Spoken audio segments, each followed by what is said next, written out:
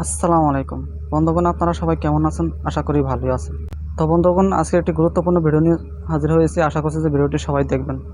তো বন্ধুরা, বর্তমান সময়ের একটি জনপ্রিয় অ্যাপ হচ্ছে ইনশট অ্যাপ। তো বন্ধুরা, আমরা যারা ভিডিও এডিট করে থাকি, তো আমরা সবাই কম বেশি ইনশট অ্যাপটি ব্যবহার করে থাকি।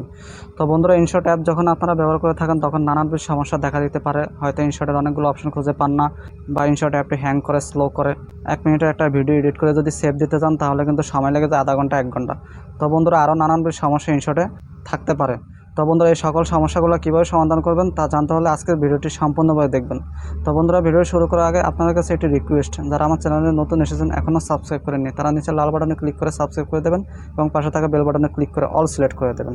তো বন্ধুরা, চলুন আর কথা না বাড়িয়ে ভিডিওটি শুরু করা যাক। তো বন্ধুরা, ইনশটের এই সমস্যাটি সমাধান করার জন্য আপনারা চলে যাবেন প্লে স্টোরে। তো যেমন আমি আমার প্লে স্টোরে চলে যাচ্ছি।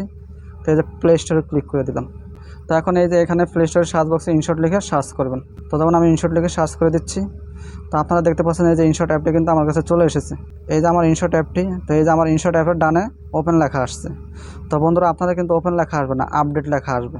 তো আপনারা যদি আপডেট অপশনে ক্লিক করে যদি ইনশট অ্যাপটি যদি আপডেট করে নেন তাহলে কিন্তু এখানে আবার ওপেন লেখা চলে আসবে। তো বন্ধুরা, তখনই আপনাদের ইনশট অ্যাপের সকল যাবতীয় সমস্যাগুলো খুব সহজেই সমাধান হয়ে যাবে।